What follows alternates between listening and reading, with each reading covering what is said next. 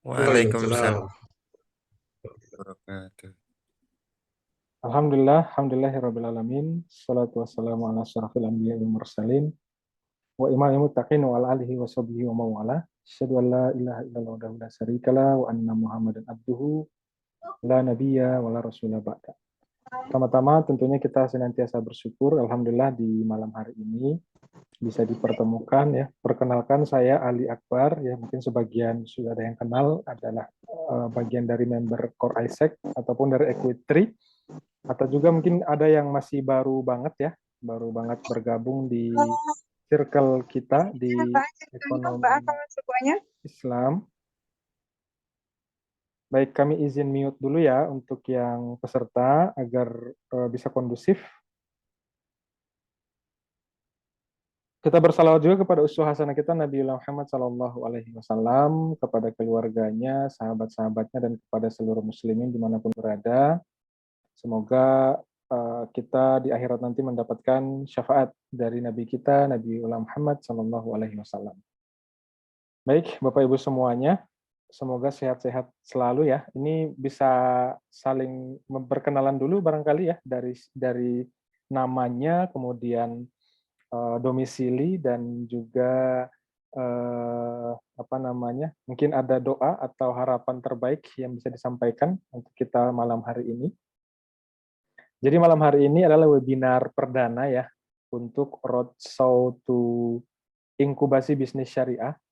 Ini merupakan program baru dari Core Islamic Economic featuring Equity ya. Jadi kita berkolaborasi untuk kemudian bagaimana agar pengusaha-pengusaha muslim, apakah itu yang sudah lama membangun usahanya, atau mungkin yang baru banget ya memulai bisnis, atau mungkin baru rencana, namun sudah yakin ingin memulai bisnisnya.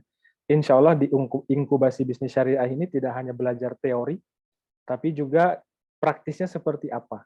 Ya. Bahkan dari webinar-webinar ini banyak sekali ilmu yang akan kita pelajari dari sisi teori bisnis maupun praktisnya juga. Makanya topiknya itu kemudian coba kita sesuaikan ya dengan kebutuhan yang memang hari ini sedang benar-benar dibutuhkan oleh para pengusaha muslim di Indonesia. Terutama soal isu perekonomian di 2023 nanti katanya gelap ya, kata Pak Presiden seperti itu. Namun tentunya kita sebagai muslim tidak perlu terlalu khawatir, tapi juga tidak pasrah begitu saja ya, harus ada langkah-langkah praktis, langkah-langkah taktis yang kemudian harus kita siapkan. Oleh karena itu, di malam hari ini insya Allah akan mulai kita coba bahas nih bersama-sama dari sisi syariahnya seperti apa, dari sisi praktisnya juga seperti apa. Dan khusus malam hari ini, insya Allah alurnya itu akan diawali oleh coach kita ya, coach Indra Yuliawan ya. Beliau nanti yang juga akan menjadi coach dan mentor di inkubasi bisnis syariah. Beliau akan memaparkan soal fakta perekonomian terkini dan juga nanti tips-tips atau langkah-langkah bisnis apa saja yang harusnya kita siapkan untuk menghadapi situasi perekonomian yang serba tidak pasti. Atau bahasa lainnya jurus buminya lah ya, ikhtiar kita sebagai manusia itu kemudian bagaimana, apa yang harus kita lakukan. Baru kemudian di sesi kedua ada guru kita ya, pakar ekonomi Islam, Ustadz Haji Dwi Condro Triyono. Beliau bagian yang akan membahas terkait dengan jurus langitnya ya, soal muamalah syariahnya dan juga seperti apa konsep muamalah dalam menyikapi isu-isu yang mengkhawatirkan dan juga secara syariahnya juga kira-kira praktisnya seperti apa. Insya Allah seperti itu ya untuk materi malam hari ini.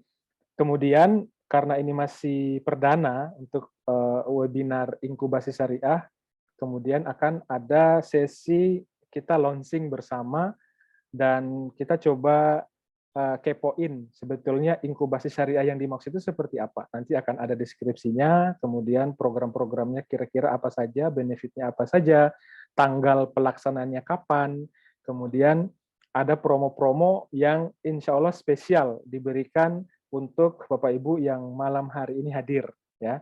Insya Allah nanti ada informasinya kita share di bagian akhir acara. Oleh karena itu jangan sampai berhenti di pertengahan acara, upayakan agar acaranya bisa sampai tuntas ya. Jangan baru berhenti misalnya baru 1 jam ikut sudah mundur atau sudah keluar. Kalau ternyata sinyalnya bermasalah, kita ada live streaming Zoom ya, jangan khawatir, nanti bisa sambil disimak di sana agar tidak ketinggalan informasi penting dan juga ilmu yang sangat penting malam hari ini tentunya.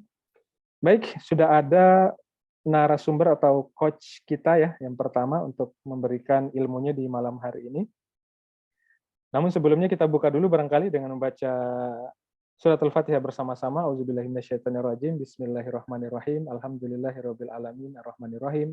Maliki yaumiddin. Iyyaka na'budu wa iyyaka nasta'in. Ihdinas siratal mustaqim. Siratal ladzina an'amta 'alaihim ghairil maghdubi 'alaihim waladdallin. Amin ya rabbal alamin. Baik, alhamdulillah coach kita sudah siap. Assalamualaikum, coach. Waalaikumsalam warahmatullahi wabarakatuh. Bagaimana kabarnya coach malam hari ini? Alhamdulillah sehat, Ustadz Ali. Alhamdulillah. Semoga Baik. Ustadz Ali juga sehat-sehat ya, dan juga Amin. rekan-rekan semua peserta Zoom malam ini. Baik, alhamdulillah. Sudah siap berbagi ilmunya ya, coach, untuk webinar pertama Insyaallah. kita. Ya, baik Bapak Ibu sekalian, ini adalah Coach Indra Yuliawan ya. Beliau yang akan menjadi coach sekaligus mentor di inkubasi bisnis syariah yang merupakan program utama kita nantinya. Dan beliau juga sebagai CEO dari Equitri ya, yang merupakan mitra partner daripada Core Isaac, yang kemudian kita mencoba membuat program yang insya Allah sangat luar biasa ini, dan sepertinya belum ada ya inkubasi bisnis syariah. Kita persembahkan untuk umat, kita kemudian bersamai umat agar kita bisa bareng-bareng menghadapi situasi perekonomian yang serba tidak pasti di tahun-tahun mendatang. Baik, agar tidak berlama-lama dan waktunya efektif, barangkali langsung saja kita berikan waktu kepada Coach Indra. Silakan, Coach. Baik, terima kasih Ustadz Ali Akbar. Bismillahirrahmanirrahim. Assalamualaikum warahmatullahi wabarakatuh. Selamat malam Bapak Ibu semua peserta dari webinar malam ini. Seperti tadi sudah disampaikan oleh Ustadz Ali Akbar bahwa malam ini adalah webinar pertama ya, atau perdana untuk sekaligus untuk pembukaan inkubasi bisnis syariah yang nanti akan disampaikan oleh Ustadz Ali lebih detailnya. Nah, tadi juga disampaikan oleh Ustadz Ali bahwa kita malam ini akan membahas mengenai isu yang sedang tren ya, terkait dengan resesi seperti itu. Nah, nanti saya insya Allah dalam sekitar 10-15 menit ke depan akan menjelaskan kepada Bapak Ibu semua terkait dengan konteks resesi ini dan juga relevansinya terhadap bisnis kita. Ya, Ustadz Ali nanti mohon kalau misalnya waktu saya sudah mendekati batas tolong dikasih info ya. Oke. Baik, Bapak Ibu semua, untuk memudahkan pemahaman kita, izinkan saya share screen materi yang sudah saya siapkan ya.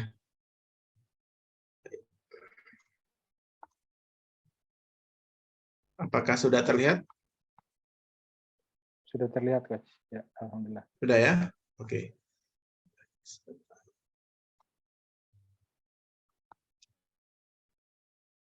Baik, kita mulai ya. Jadi untuk webinar perdana malam ini, judul yang disampaikan di dalam topik yang di-share di grup, lalu juga di web, dan juga di Instagram ya, kita membahas tentang bagaimana langkah praktis pengusaha muslim menyikapi resesi agar bisnis tetap bertahan.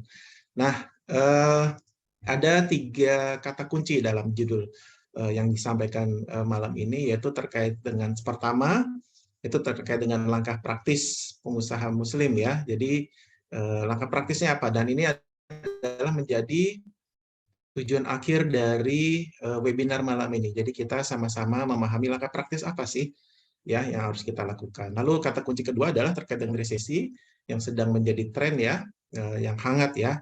apakah kita siap atau tidak siap gitu ya terkait dengan datangnya resesi. Nah, kata kunci ketiga itu bisnis tetap bertahan. Nah, ini merupakan bagian penting bagi kita ya para pengusaha ya. Bapak Ibu semua di sini pasti sebagai pengusaha ingin tetapnya bisa bertahan dan juga bahkan tumbuh ya, bukan hanya bertahan tapi tumbuh. Baik di kala resesi maupun di kala normal ya, tidak resesi. Nah, ini nanti semoga bisa memberikan pemahaman bagi Bapak Ibu semua terkait dengan materi malam ini. Dan kalau Ustadz Ali dan juga Bapak Ibu semua lihat ya di latar belakang gambar itu, kenapa sih saya gambar kopi gitu ya? Biar kita agak santai ya Ustadz Ali ya. Karena materinya ini kalau terkait dengan resesi, orang pada takut yang sebenarnya nggak usah ditakuti ya. Eh, jadi ini santai saja sambil ngopi-ngopi, apalagi sudah malam ya, kita sambil kopi agak santai gitu ya. Baik. Nah, untuk pertama sebelum kita masuk lebih jauh terkait dengan bagaimana kita menyikapi resesi, kita perlu tahu dulu ya apa sih resesi itu. Jadi definisi dari resesi ini saya ambil dari Wikipedia ya, yang merupakan rujukan banyak pihak ya untuk menuliskan terkait dengan berbagai judul atau materi ya. Nah, di sini di Wikipedia disampaikan bahwa definisi resesi itu jadi di dalam ekonomi makro ya, resesi atau kemerosotan adalah kondisi ketika produk domestik bruto atau GDP menurun atau ketika pertumbuhan ekonomi bernilai negatif selama 2 kuartal atau lebih dalam 1 tahun ya, minimum 2 kuartal ya, jadi 6 bulan atau lebih dalam 1 tahun atau 12 bulan. Nah, resesi dapat juga diartikan sebagai penurunan aktivitas ekonomi yang signifikan, berlangsung selama berbulan-bulan, bahkan bertahun-tahun. Nah, resesi dapat mengakibatkan penurunan secara simultan, ya terus-menerus ya, pada seluruh aktivitas ekonomi seperti lapangan pekerjaan, investasi, dan tentunya keuntungan perusahaan. Nah, makanya kita mencoba untuk memberikan tips-tips ya bagaimana agar keuntungan perusahaan ini tidak menurun atau bahkan sampai merugi hanya karena resesi.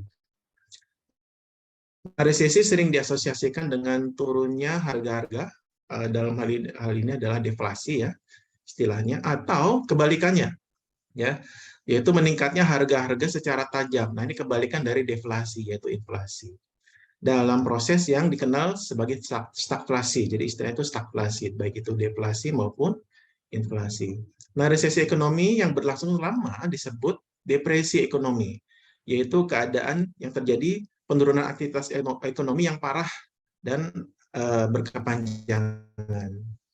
Nah, penurunan drastis tingkat ekonomi yang biasanya disebut akibat depresi yang parah gitu ya, atau akibat hiperinflasi, itu disebut kebangkrutan ekonomi atau ekonomi kolaps. Jadi kolaps sudah tuntas sudah ya perekonomian sebuah negara ya atau global ya. Bahkan untuk terminologi yang di atas yang mungkin, aduh kayaknya ribet nih, menghafalnya juga susah nih, apa sih inflasi, deflasi, segala macam.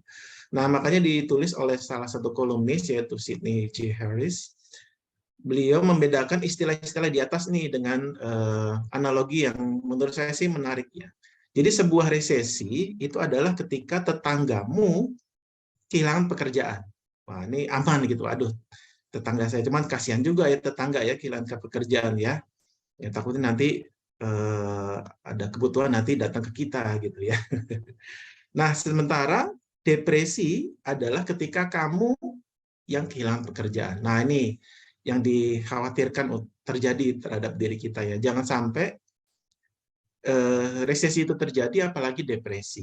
Ya, ini menurut saya sih analogi yang menarik ya.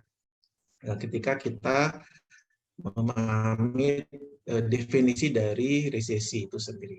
Nah, kebetulan saya sebagai alumni dari Core Isaac, jadi saya diajarkan oleh guru saya, Guru Ustadz Dwi Condro Triyono, untuk selalu memahami sebuah masalah itu dari perspektif makro dan mikro, begitu ya. Makanya di awal materi ini saya sampaikan secara makro dulu, sampai nanti kita ke level mikronya, yaitu terkait dengan bisnis kita sendiri. Karena menurut saya pribadi ya, resesi dan juga bisnis itu satu hal yang berbeda, namun saling berbeda. Nah, baik, ini adalah definisi dari resesi itu sendiri.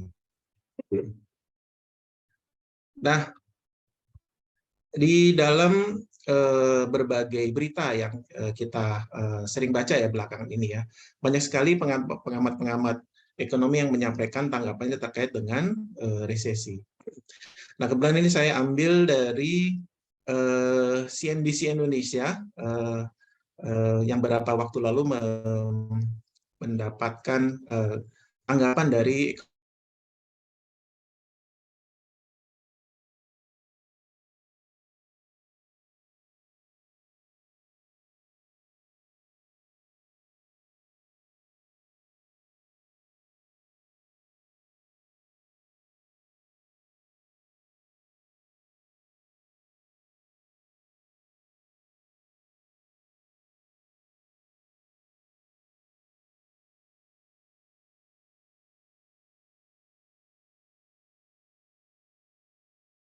Cek 1.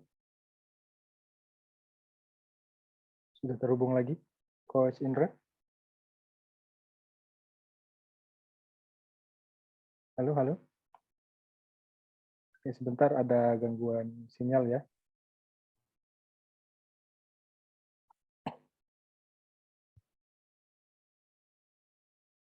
Sudah terdengar, kan? Baik, ya sudah terdengar. Sempat keluar ya. Silakan dilanjutkan, Coach. Oke, baik. Sudah terlihat? Ya. Oke, baik. Sampai mana tadi? Oke, Pak Faisal Basri ya. Ini salah satu ekonom senior yang saya ambil tanggapannya. Jadi terkait dengan resesi, beliau menyampaikan begini, bahwa pertumbuhan ekonomi di tahun 2023, tahun depan ya, itu tidak akan setinggi di tahun 2022. Artinya tahun depan pasti lebih turun ya, menurut beliau. Nah, coba kita lihat dari pertumbuhan ekonomi sejak kuartal 3 2019, di mana saat awal-awal sebelum COVID-19 mulai ya, itu pertumbuhan kita itu di 5%, lalu nih kuartal keempat ya, kalau nggak salah tuh mulai masuk COVID itu di akhir-akhir akhir tahun 2019 ya, jadi mulai menurun, sampai di kuartal 1 2020 menurun lagi 2,9, bahkan di kuartal 2 2020 itu menurun sangat tajam, menjadi minus. Bayangkan dalam waktu tidak di bawah 1 tahun itu menurun dari 5% menjadi minus 5%. Ini sangat jauh. Nah, sebagai resesi ini, karena tadi disampaikan bahwa resesi itu kan 2 bulan berturut-turut, 2 kuartal berturut-turut, atau bahkan sampai 1 tahun. Nah, ini kita sudah masuk resesi sebenarnya. Namun dengan berbagai program termasuk PPKM dan berbagai hal yang dilakukan oleh pemerintah, termasuk juga bantuan sosial ya, itu ekonomi kita agak mulai menaik. Jadi minusnya agak mulai berkurang sampai dengan di kuartal 1 2020. Bahkan di kuartal 2 2021 itu meningkat sangat tajam, menjadi 7%, bahkan lebih tinggi dibandingkan awal mula COVID, itu di kuartal 2 2021. Nah, ini artinya ini tidak terjadi resesi di saat ini. Namun kalau nggak salah ini di kuartal 2 2021 itu kalau nggak salah tuh COVID waktu itu yang sangat besar ya, yang namanya Delta ya. Itu banyak sekali yang terkena dampaknya, dan itu menurun sampai dengan 3,51%. Namun dengan berbagai program pemerintah, akhirnya meningkat lagi sampai dengan di atas 5%, bahkan di kuartal 3 2022, yaitu di September kemarin, 2022, kita di posisi 5,72. Nah, untuk di kuartal keempat kita belum mendapatkan datanya, namun Pak Faisal menyampaikan bahwa pertumbuhan ekonomi ini nanti di 2023 tidak akan setinggi dari 2022. Apa alasannya? Nah, ini relevansinya dengan kondisi ekonomi global. Nah, coba kita lihat tanggapan dari yang disampaikan oleh beliau. Jadi ringkasan dari yang disampaikan oleh beliau adalah PDB Indonesia di tahun 2023 ya disampaikan lebih rendah dari 2022, yaitu di bawah 5%. Jadi kita masih tetap plus tapi di bawah 5%. Kenapa? Karena kita masih mengandalkan konsumsi masyarakat, di mana kontribusinya itu di atas 50% dari PDB. Jadi sebenarnya PDB kita, ekonomi kita itu kontribusi terbesarnya adalah dari konsumsi masyarakat. Artinya dengan kita tidak terlalu tergantung dengan pasar global pun sebenarnya kita sudah bisa hidup ya aman ya, jauh dari resesi. Nah, penurunan harga komoditas nanti di tahun 2023 membuat kontribusi sektor komoditas ke ekonomi akan menurun ya. Jadi kita tidak perlu mengandalkan tidak mengandalkan hanya kepada ekspor komoditas ya, seperti energi batu bara, minyak bumi, hasil bumi, perkebunan, pertanian dan perikanan ya. Kita hanya fokus di domestik saja itu sebenarnya sudah aman sebenarnya ya.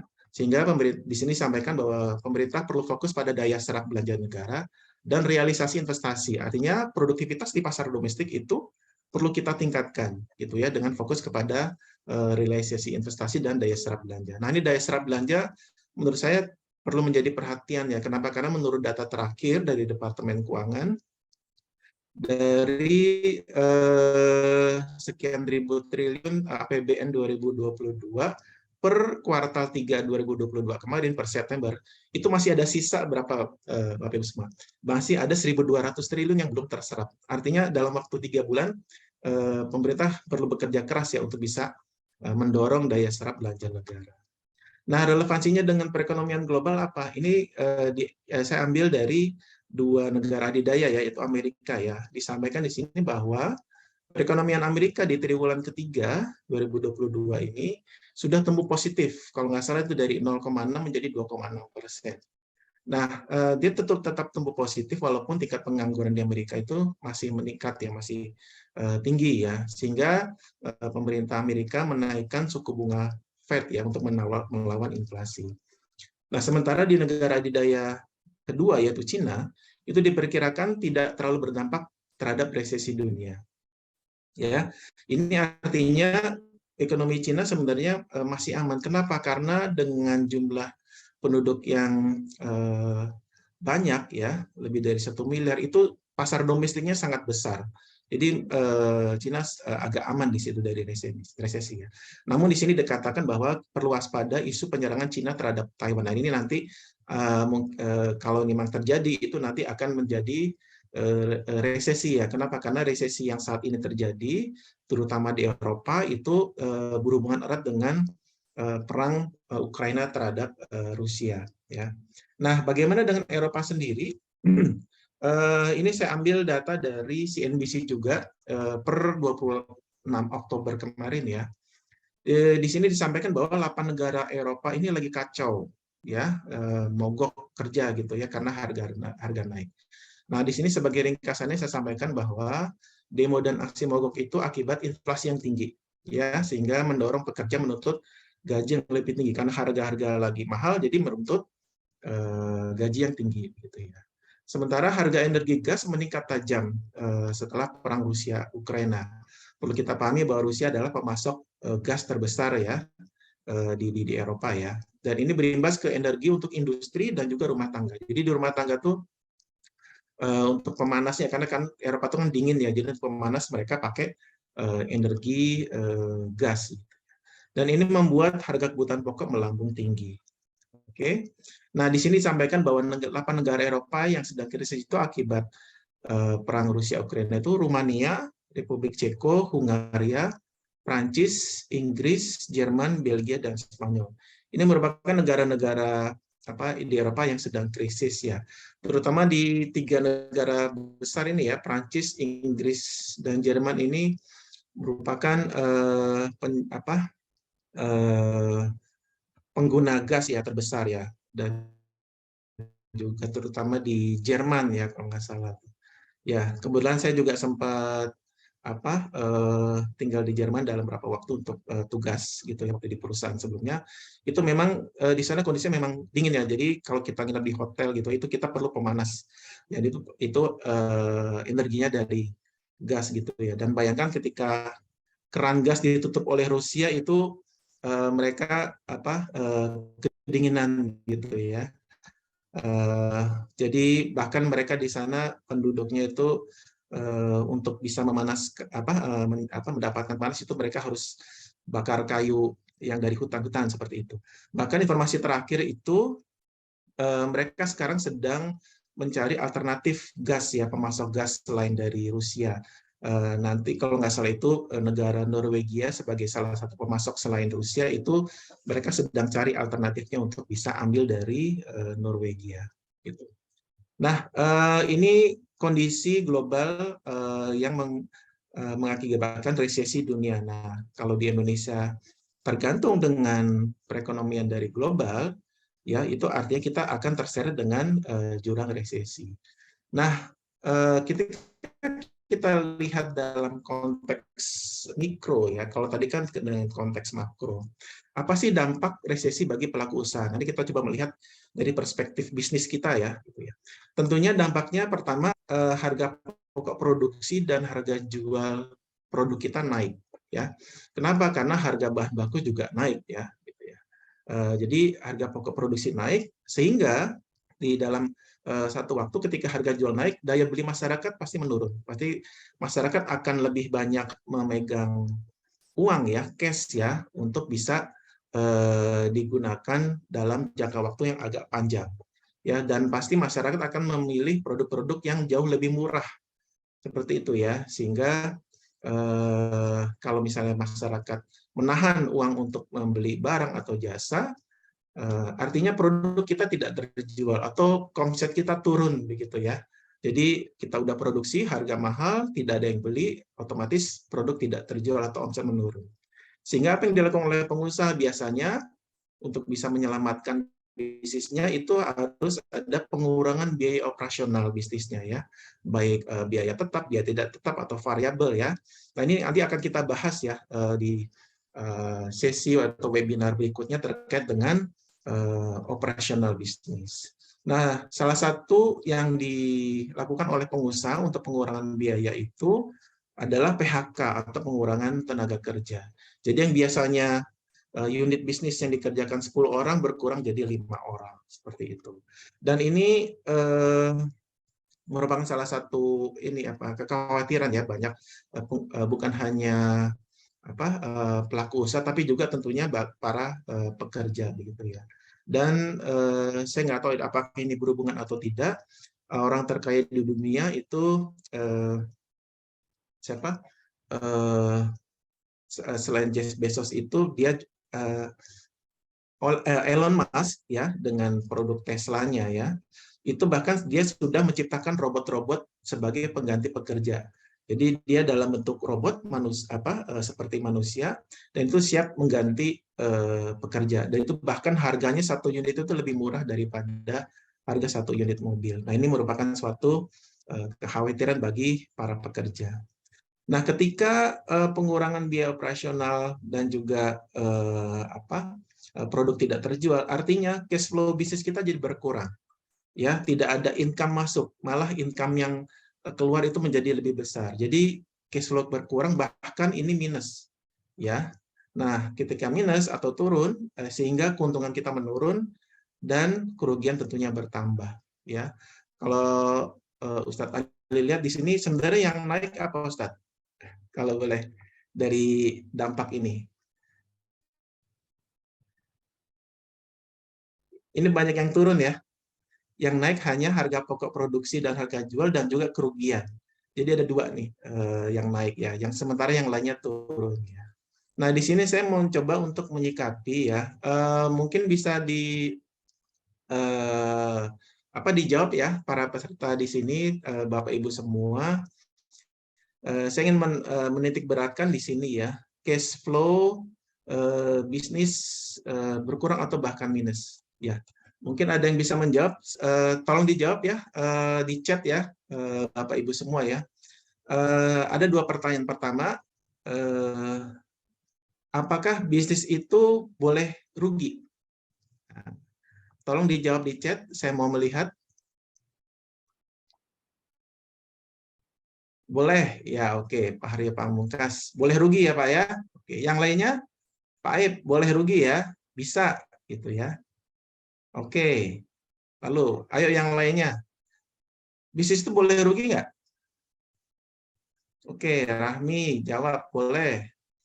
Bu Tuti, Sugianti, kalau bisa jangan rugi. Iya sih Bu.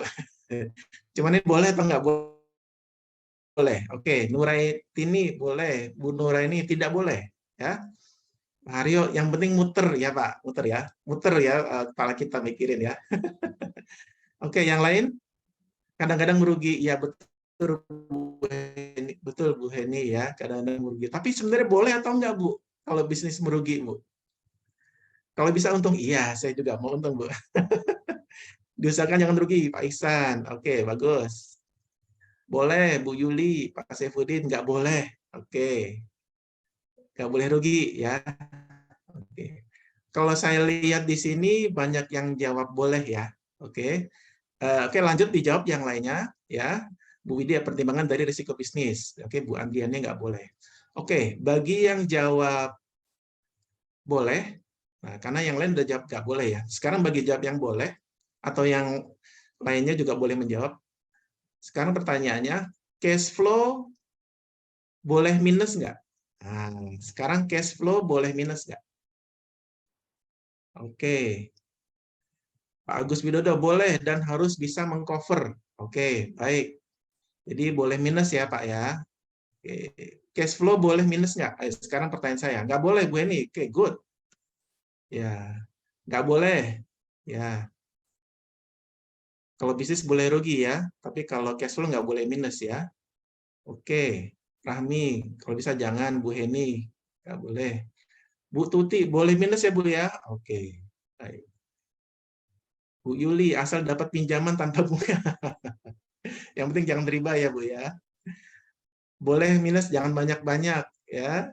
Oke, nggak boleh. Oke, diusahakan sekuat tenaga jangan. Nah, oke. Wah ini menarik nih. Baik, Bapak Ibu semua, terima kasih atas jawabannya dan kalau bisa ya, Bapak Ibu semua, bisnis itu boleh rugi, ya. Bisnis boleh rugi, ya. Yang nggak boleh apa? Yang nggak boleh itu minus, ya. Yang maksudnya yang nggak boleh itu cash flow nggak boleh minus. Kenapa? Karena dari cash flow tersebut itu bisnis bisa berjalan, ya. Bapak Ibu bisa bayangkan kalau misalnya cash flow itu kayak aliran darah ya. Jadi kalau aliran darah berhenti, otomatis itu kita nggak bisa hidup. Jadi tidak ada aliran darah ke otak, ke jantung, ke paru-paru, ke organ-organ tubuh lainnya seperti itu ya. Nah, ini menarik ya. Banyak jawaban dari Bapak Ibu semua dan ini menurut saya sih tidak ada yang salah, tidak ada yang benar. Tapi kalau bisa kita coba luruskan. Ya, kita coba luruskan apa? Sebenarnya ada nggak sih bisnis yang rugi tapi cash flow-nya banyak gitu. Ada kan? Ya. Ada juga yang memang sebenarnya yang kita harapkan adalah kita tidak rugi bahkan untung dan cash flow banyak gitu. Itu kan sebenarnya harapan kita ya. Tapi ada juga yang bisnisnya cash flow-nya minus tapi masih untung ya. Itu ada juga ya. Tapi ada juga yang cash flow-nya plus tapi profitnya menurun atau rugi. Itu juga ada. Nah, ini nanti kita akan coba pelajari Bapak Ibu semua di workshop inkubasi bisnis syariah yang nanti akan kita adakan di awal Desember dan nanti detailnya akan disampaikan oleh Ustadz Ali. Ya, ini sebagai ini aja ya, game saja ya Bapak Ibu semua ya. Terima kasih sudah menjawab pertanyaan saya. Baik, nah kita lanjutkan. Jadi setelah dampak resesi bagi pelaku usaha, jadi banyak sekali yang harus kita pahami. Nah tadi kenapa saya tanya keuntungan, kerugian dan juga cash flow? Karena ini merupakan bagian terpenting dari sebuah bisnis, ya. Karena di sini ada riset ya yang menyatakan bahwa 82% penyebab usaha tutup itu adalah masalah cash flow. Nah ini tadi relevan dengan pertanyaan saya ya. Jadi cash flow itu banyak yang bermasalah ya, bahkan sampai dengan minus, sehingga menyebabkan usaha kita tutup. Dan itu sangat banyak dialami oleh para pengusaha. Jadi banyak pengusaha sulit berkembang karena apa? Karena kurangnya pengetahuan tentang bisnis, ya, tentang keuangan bisnis. Jadi penting sekali untuk memahami keuangan bisnis itu seperti apa. Dan kesimpulannya literasi keuangan bisnis adalah satu hal yang sangat penting bagi para pelaku usaha. Dan ini nanti terkait dengan pengelolaan keuangan bisnis akan kita pelajari di inkubasi bisnis. Nah, ini riset dari Smart Financial Map. Nah, ternyata ini relevan dengan riset yang dilakukan oleh Equity sendiri. Kami bekerja sama dengan Kementerian Tenagakerjaan, terutama di BBPKK ya, atau Balai Besar Pengelolaan Kesempatan Kerja ya. Itu kita melakukan survei dari para pelaku usaha secara nasional ya, ada sekitar 60 pengusaha. Ketika kita tanya hambatan usahanya, itu sebagian kecil hambatan terkait dengan alam ya, terkait dengan gagal panen, cuaca, banjir ya, kekeringan, termasuk Covid kemarin ya, itu alam. Nah, sisanya pemasaran dan persaingan itu sama-sama 20%. Nah, yang paling banyak adalah hambatan terkait dengan keuangan. Nah, ini termasuk dengan pengelolaan keuangan itu sendiri ya. Jadi keuangan itu udah banyak, ada permodalan, ada cash flow, ada terkait dengan penentuan harga jual segala macam. Jadi terkait dengan keuangan. Nah, ketika kita tanya kebutuhan perbaikan apa yang diharapkan, jadi paling banyak terkait dengan pengelolaan keuangan usaha. Jadi ini relevan ya, Bapak Ibu ya. Jadi hambatan usahanya keuangan, lalu kebutuhan perbaikannya adalah di pengelolaan keuangan usahanya ya, termasuk cash flow management, lalu juga penentuan harga jual, bagaimana kita mengelola harga biar bisa efisien seperti itu. Lalu berikutnya pemasaran, berikutnya SDM, dan sisanya adalah pengetahuan legalitas usaha dan juga tentu lainnya. Nah, ini relevan dengan riset yang kita lakukan bersama. Nah, Bapak Ibu semua, sebagai penutup saya ingin menyampaikan tips ya, tips bertahan di resesi ini merupakan bagian dari tujuan kita awal kita ya untuk webinar malam ini. Jadi tipsnya adalah pertama, kita review semua aspek bisnis yang sedang berjalan dalam aspek keuangan, aspek pemasaran, operasional, dan juga sumber daya manusia. Ini kita perlu mereview. Baik ketika resesi datang maupun sebelum resesi datang, kita harus bisa mereview. Nah, ada salah satu alat tools yang kita gunakan dalam manajemen, itu namanya business model canvassing. Nanti Bapak Ibu semua akan belajar bagaimana kita mereview bisnis kita ya. Nah, itu kalau saya bilang itu ada 9 kotak ajaib ya, 9 kotak ajaib dari bisnis model canvas untuk kita bisa mereview aspek bisnis kita ketika resesi datang. Nah, yang kedua, kita perlu membuat perencanaan bisnis atau business plan yang smart. Nah, smart itu singkatan dari spesifik, measurable ya, atau terukur, achievable, bisa tercapai ya, jangan terlalu tinggi gitu ya kalau tidak bisa dicapai gitu ya. Jadi harus achievable, tercapai, reliable atau dapat diandalkan gitu ya, tidak mengada-ada gitu ya. Dan juga terakhir timely, atau harus ada jangka waktunya yang ditentukan ya untuk perencanaan bisnis kita. Dan terakhir itu kita perlu memperdalam pengetahuan bisnis kita ya dengan ikut berbagai kelas-kelas atau webinar seperti ini ya, baik juga workshop dan seminar dan lainnya, dan tentunya perluas jejaring bisnis. Dan ini untuk poin ketiga ini, untuk pengetahuan bisnis dan juga perluas jejaring bisnis, itu kita bisa lakukan dengan kita bertemu di dalam satu forum, biasanya di seperti Core Isaac ini, atau kita juga ada komunitas bisnis, dan juga kita belajar dalam bentuk format workshop atau pelatihan seperti itu. Nah, saya kira itu saja Ustadz Ali yang saya sampaikan terkait dengan materi saya. Semoga menambah wawasan bagi Bapak Ibu semua untuk bisa bertahan di resesi untuk bisnis masing-masing. Kurang lebihnya, mohon maaf. Sekian. Wassalamualaikum warahmatullahi wabarakatuh. Waalaikumsalam warahmatullahi wabarakatuh. Baik, terima kasih Coach ya atas ilmunya, luar biasa, singkat, padat, dan sangat jelas ya terkait dengan isu kekinian yang sedang kita hadapi dalam dunia bisnis khususnya. Baik, tadi jurus buminya ya, untuk kemudian bisnis kita bisa bertahan dengan berbagai situasi. Sekarang kita ke jurus langit. Alhamdulillah guru kita sudah hadir ya. Assalamualaikum, Ustadz. Waalaikumsalam warahmatullahi wabarakatuh. Gimana kabarnya, Ustaz? Alhamdulillah, hujan Alhamdulillah. rintik-rintik. Ya, Ustaz. Sini juga sinyal kurang lancar ini. Jadi Iya, live Ustaz. streamingnya insya Allah menyusul ya Bapak Ibu. Ini agak berat untuk loadingnya. Baik, insya Allah rekamannya lancar ya. Nanti akan kita share rekamannya. Baik, untuk efektivitas waktu ya, karena Ustadz juga waktunya terbatas, barangkali langsung saja Ustadz, kira-kira jurus langit bagaimana agar bisnis kita bertahan, secara muamalah bisnisnya itu seperti apa? Silakan Ustadz. Terima kasih. Assalamualaikum warahmatullahi wabarakatuh. Waalaikumsalam warahmatullahi wabarakatuh. Alhamdulillahirabbil alamin. Shalatu wassalamu ala asrofil anbiya wal mursalin. Sayyidina wa maulana Muhammadin wa ala alihi wa sahbihi ajmain, amma ba'd. Bapak Ibu sekalian yang dirahmati Allah, alhamdulillah tadi sudah kita dengarkan pemaparan dari Bapak Indra Yuliawan, beliau pakar ekonomi dan bisnis. Kita sudah dihadapkan data-data masa depan ekonomi dunia maupun Indonesia, terutama menghadapi 2023 ya, yang menurut kacamata pengamat ekonomi tadi tidak sedang baik-baik saja ya. Ada kewaspadaan yang harus kita berikan.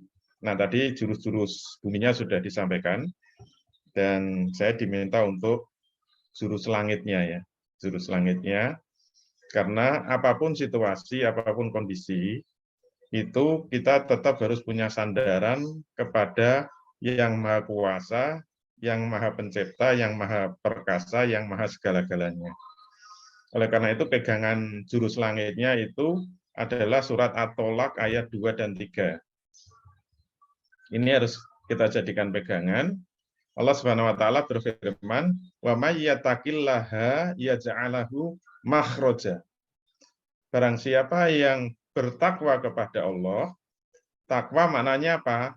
Takwa itu siap menjalankan perintah-perintah Allah dan siap menjauhi larangan-larangan Allah. Itu maknanya apa? Dalam situasi apapun, bisnis kita tetap harus dalam koridor ketaatan kepada Allah. Tidak boleh melanggar. Kalau kita ingin mendapatkan pertolongan dari Allah. Makanya ayatnya kan wa may yattaqillaha.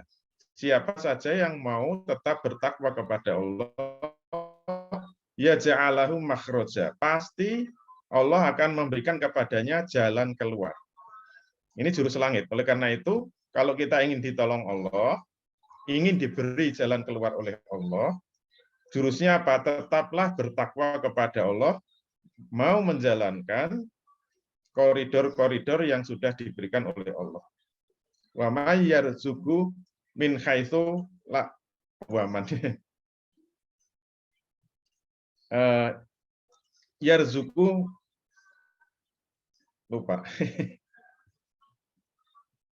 Wa may yattaqillaha yaj'alahu makhraja wa yarzuqhu min haitsu la yahtasib. Selanjutnya apa janji Allah? Allah akan memberikan rezeki dari arah yang tidak disangka-sangka. Jadi apapun kondisi ekonomi dunia, jurus langitnya apa? Kita harus tetap yakin kepada Allah, kita tetap harus bersandar kepada Allah. Kenapa? Karena rezeki itu dari Allah. Wa yarzuqhu min haitsu la yahtasib. Dan Allah akan siap memberikan rezeki dari arah yang tidak disangka-sangka. Rezeki itu tidak hanya dari bumi, tapi juga dari langit. Wa may yatawakkal 'ala Allah wa huwa hasbuh.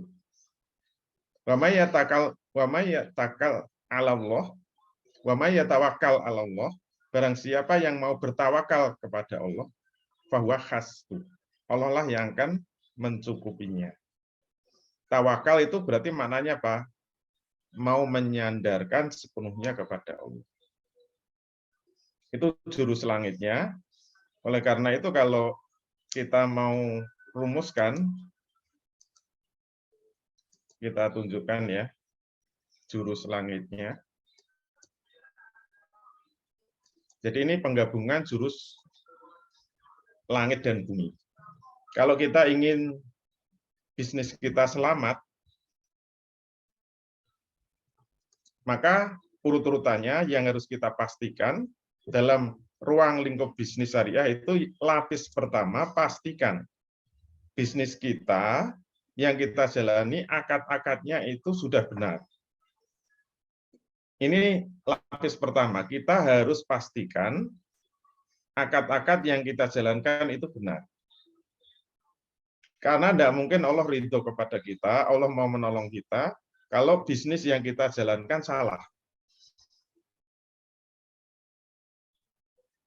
Bisnis kita berkubang dengan riba misalnya. Bagaimana mungkin Allah mau menolong kita? Padahal riba itu sesuatu yang dimusuhi oleh Allah, bahkan dianggap menantang perang bagi orang yang tidak mau meninggalkan riba. Menantang Allah perang. Ayatnya kan, ya ayyuhallazina amanu ittaqullaha wa zaru ma baqiya minar riba in kuntum mu'minin. Wahai orang-orang yang beriman, bertakwalah kepada Allah. Ini takwa lagi ya. Takutlah kepada Allah. Wa zaru ma baqiya minar riba. Tinggalkanlah sisa-sisa riba in kuntum mu'minin. Jika kamu beriman kepada Allah. Fa ilam taf'alu, kalau kamu tidak mau melakukan itu, yaitu meninggalkan sisa-sisa riba, fa'zanu bi harbi minallahi wa rasulihi. Umumkan perang melawan Allah dan Rasul. Jadi orang yang bisnisnya tidak sesuai jalan syariah itu sebenarnya nantang Allah, ngajak perang sama Allah. Bagaimana Allah mau menolong, bagaimana Allah akan melimpahkan rezeki, bagaimana Allah akan melindungi. Kalau nantang-nantang perang sama Allah. Nah, bagaimana kita tahu bisnis kita itu bercampur riba atau bersih dari riba? Tumpuannya pada akad-akadnya itu benar apa salah. Kadang-kadang kalau nggak tahu sama-sama ada tambahan, ini dianggap riba. Misalnya kredit jual beli. Kalau cash sekian, misalnya kalau cash 1 juta, kalau kredit setahun 1,2. Wah, ini berarti ada riba. Berarti itu nggak ngerti akad-akad, bedanya akad-akad jual beli dengan akad-akad utang piutang. Makanya Allah sudah mengatakan, zalika bi annahum qalu innamal bai'u mislu riba. Yang membuat orang cilaka itu apa? Mereka tidak bisa membedakan jual beli dan riba. Hal itu disebabkan karena mereka mengatakan bahwa jual beli sama dengan riba. Sama-sama kredit, kredit atas jual beli barang dengan kredit utang, kredit uang, itu beda hukumnya. Kalau kredit uang ada tambahannya, ada keuntungannya disebut riba. Kalau kredit barang ada tambahannya, itu bukan riba, tapi laba. Itu saman, bukan riba. Yang membedakan apa? Yang membedakan akadnya. Yang membedakan akadnya.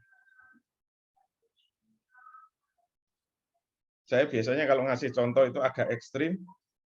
Ketemu wanita sama bayar 1 juta sama-sama semalam. Yang satu halal, yang satu haram. Kalau yang satu akadnya ijaroh, akad jasa menemani tidur semalam, bayarnya 1 juta itu haram. Tapi kalau akadnya nikah, maharnya 1 juta, besok cerai, itu halal.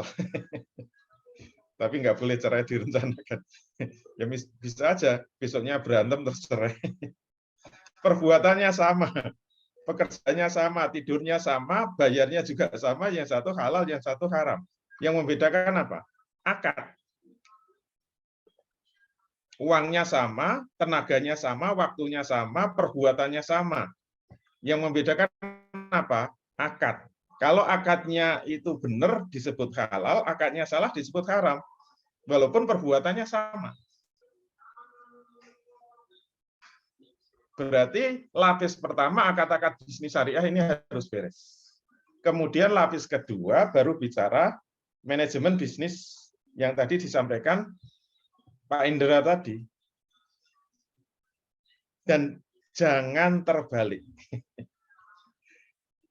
Jangan kita ngejar manajemen bisnisnya bagus, keuangan bagus, hitung-hitungannya bagus, bisnis kita berkembang bagus, tapi tidak tahu halal haramnya, tidak tahu akadnya benar apa salah, sudah berkembang besar, baru ngaji, baru ikut kajian muamalah, ternyata salah semua. Ini membenahinya sangat amat susah sekali. Kemarin saya menyampaikan satu materi di Jogja itu, selesai ada yang sampai bingung. Pak, kok akad saya salah semua? Bisnis saya sudah besar, sudah miliaran. Dan saya tidak sendirian, saya punya mitra. Saya kalau ini bisnis saya pribadi, saya merubahnya cepat, Pak. Mitra saya itu 5 orang. Plus saya 5 orang. Dan ada satu yang non-muslim. Saya bilang, saya nggak bisa ini kalau merubah bisnis saya. Ini sudah lama, sudah besar, dan sudah established. Baru tahu bahwa itu nggak boleh. Tidak cuma haram, tapi batil ya. Wah, berat ini. Gara-gara apa? Salah, urutannya salah. Harusnya belajar bisnis syariah dulu, belajar akad-akad bisnis syariah, inilah yang akan membicarakan halal haram. Jadi akad bisnis syariah itu akan menentukan halal haram, dan kita harus belajar hukum-hukum muamalah. Setelah kita pastikan bisnis kita benar, halal haramnya, baru bicara manajemen bisnis dari Pak Indra tadi. Nah, inilah yang menentukan untung rugi. Walaupun bisnis kita sudah halal, kalau keuangannya amburadul, ngitung harga pokok produksi aja salah, ya bangkrut. Tetap rugi walaupun halal. Tetap bangkrut. Jangan dikira kalau bisnisnya sudah sesuai syariah terus untung begitu. Itu berarti enggak bertawakal dengan benar. Tawakal benar itu harus tetap 2 lapis. Syariahnya benar, kemudian manajemen bisnisnya juga benar. Ilmu langitnya benar, ilmu buminya juga benar.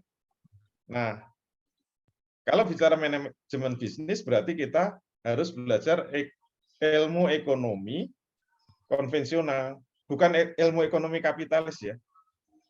Ekonomi konvensional yang sebenarnya netral. Kayak belajar akuntansi itu netral. Insya Allah kalau koridornya sudah syariah, itu nanti benar di dalam menjalankan akuntansinya, keuangannya, manajemennya. Itu insya Allah dalam koridor yang benar. Misalnya saja manajemen keorganisasiannya. Kalau akadnya itu syirkah, insya Allah organisasi yang kita bangun akan benar. Karena pilihan manajemen organisasi itu banyak. Dan tentu yang kita ambil yang sesuai dengan bisnis syariah, yaitu syirkah, apakah yang kita pilih adalah mudharabah, atau inan, atau abdan, atau wujuh, itu akan mengikuti. Sehingga struktur organisasinya mengikuti jenis perseroan syirkahnya. Nah, itulah pentingnya urutan ini harus benar. Makanya tadi sudah disinggung-singgung, kita siapkan pelatihannya 2 hari itu, sehari khusus bicara akad-akad bisnis syariah, hari kedua khusus bicara manajemen bisnis. Supaya lengkap. Insya Allah jalan langit dan bumi lengkap. Siap menghadapi situasi apapun dengan tetap bertawakal kepada Allah. Sekian, Assalamualaikum warahmatullahi wabarakatuh. Waalaikumsalam warahmatullahi wabarakatuh.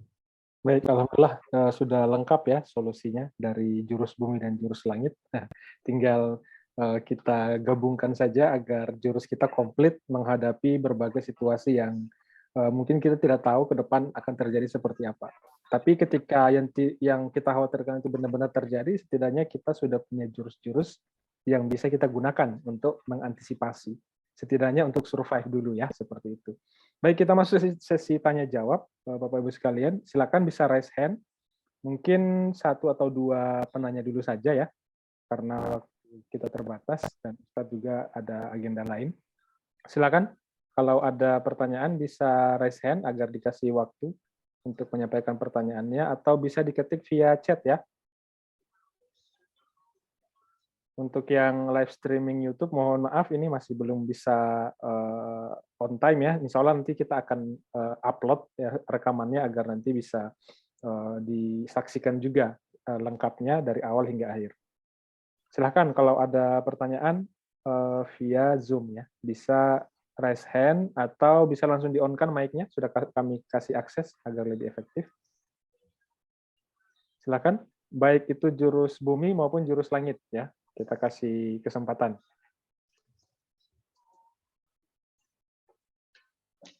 Ada Mau pertanyaan? pengendali udara apa pengendali bumi? Maunya jadi avatar.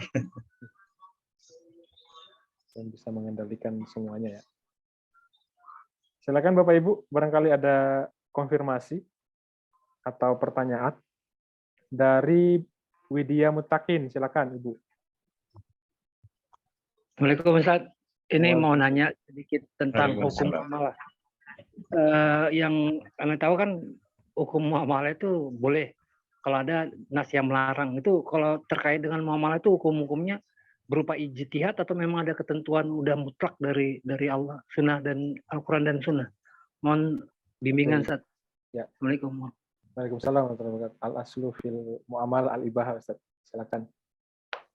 Ya, itu sebenarnya kaidah yang kurang tepat ya. Al-aslu fil mu'amalah al-ibahah. Malam yari dalilu tahrimi. Asal dari hukum mu'amalah itu mubah selama tidak ada dalil yang mengharamkan.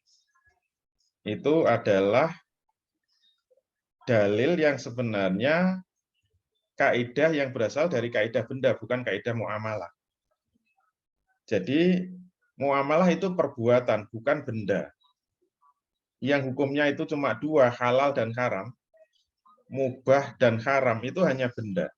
Al-aslu fil asya al-ibahah, malam yari dalilu tahrimi. Nah, kalau itu benar, asal dari semua benda itu mubah, selama tidak ada dalil yang mengharamkan. Itu maknanya apa? Kita ketemu benda apa saja itu boleh kita ambil, boleh kita manfaatkan, bahkan boleh kita makan. Semuanya nggak perlu nanya-nanya dalilnya ada apa enggak. Semua benda itu boleh. Yang perlu ditanya cuma ada yang mengharapkan enggak. Dan yang diharamkan dari benda itu cuma sedikit. Dari Quran itu cuma paling 3 atau 4, dari hadis itu paling cuma 5. Sedikit sekali benda yang diharamkan. Jadi kaidah itu cocoknya untuk benda, bukan untuk muamalah. Kalau muamalah itu bagian dari perbuatan, kaidahnya al-aslu fil af'al at-taqayyudu bi hukmi syar'i. Asal dari semua perbuatan termasuk muamalah terikat dengan hukum syariat. Sehingga yang disebut muamalah itu hukumnya 5, bukan 2. 5 itu ada muamalah yang wajib, ada muamalah yang sunnah, ada muamalah yang mubah, ada muamalah yang makruh, dan ada muamalah yang haram. Dan dari mana kita tahu hukum muamalah yang 5 itu harus dari ijtihad seorang mujtahid. Bagi yang bukan mujtahid tidak boleh berijtihad. Maka nanti kalau kita belajar hukum-hukum muamalah, kita belajar kepada ulama yang pakar muamalah. Bukan dari saya ya. Kita ambilkan dari fikih muamalah. Yang sudah diistimbat oleh ulama, sehingga kita langsung tahu hukumnya jual beli, rukunnya bagaimana, syaratnya bagaimana, sirkah itu apa, rukun-rukun sirkah itu apa, syarat-syarat sirkah apa, dan seterusnya. Gitu ya, Allah.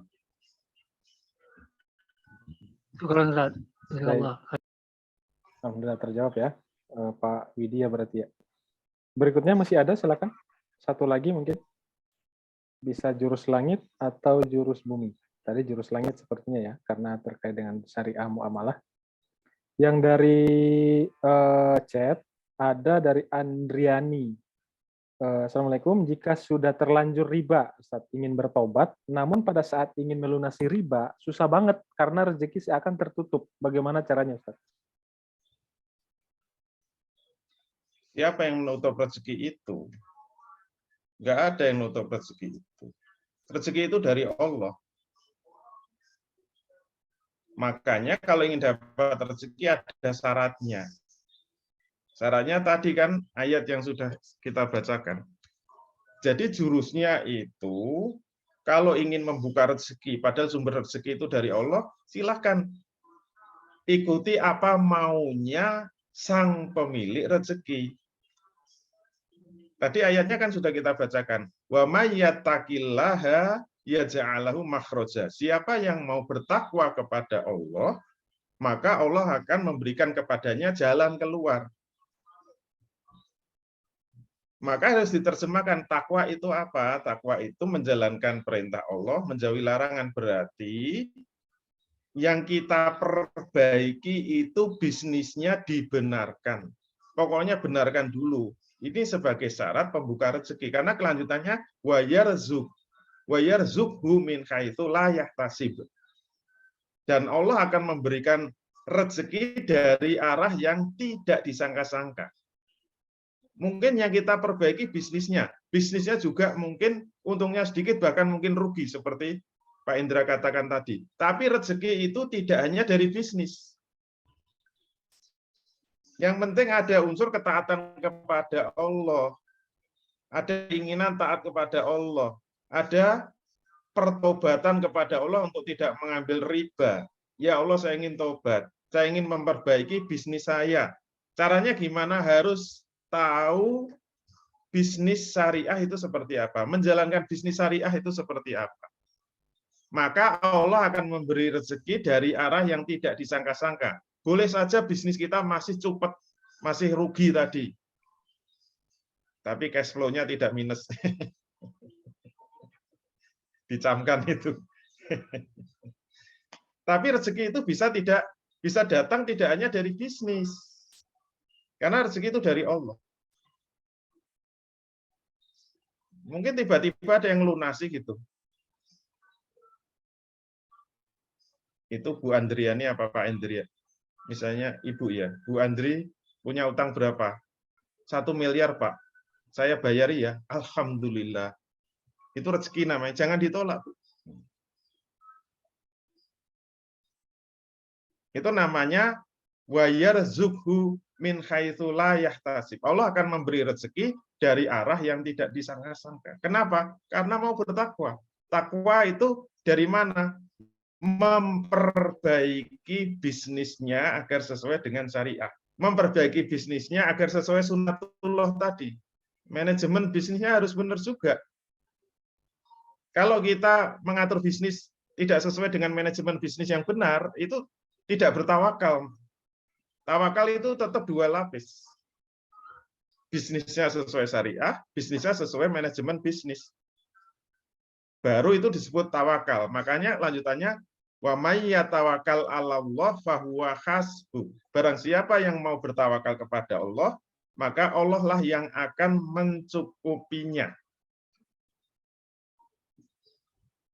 Tagih sama Allah kalau kita sudah benar.